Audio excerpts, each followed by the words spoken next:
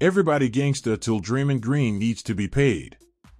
The definition of what a star or superstar is in the NBA is typically that of a lead ball handler who pretty much controls every aspect of a half-court offense, which mostly involves scoring or passing to a teammate left open off of a self-created advantage. Everything else that doesn't involve all of those skills are considered a rung or two below the role hierarchy, often considered what people call role players. But good role players who have deemed themselves essential usually do warrant minutes and positions that place them well above the average complementary personnel. The Boston Celtics' Al Horford recently garnered himself a 2-year $19.5 million contract extension by virtue of being that essential high-level role player. He truly can do everything that the modern big man should be able to do: act as a connector and passing hub, space the floor and make defenses think twice about leaving him open, and be able to defend in a scheme-versatile environment. Horford got the extension in the middle of a season where his contract was about to expire.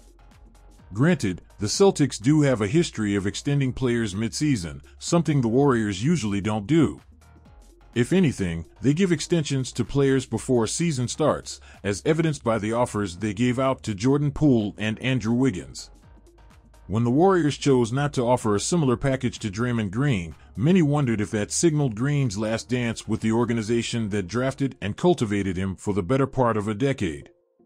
Considering what happened during the NBA Finals and the offseason, a decline in offensive production and the drama surrounding Green and Poole, that possibility was becoming more and more of a not-so-distant reality. When many considered Green to be the unthinkable, disposable, and replaceable, Green did what he has always done when faced with doubt: prove everyone extremely wrong. If Horford, a good basketball player but historically considered a couple of tiers below Green in terms of caliber, is deemed worthy of a new contract, then what's stopping the Warriors from extending Green the same gesture? Of course, the answer to that is much more complicated. The Warriors are in the quagmire that is the luxury tax, with penalties that exponentially increase with each passing season.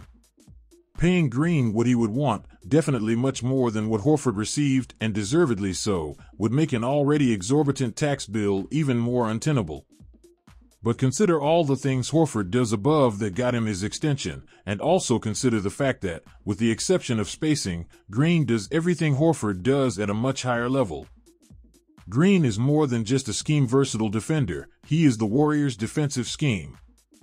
Much of what the Warriors are able to do on defense banks on Green's versatility and intelligence.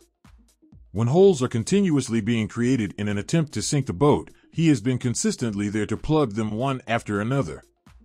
It's to no one's absolute surprise that the Warriors have been 5.8 points per 100 possessions better on defense with Green on the floor.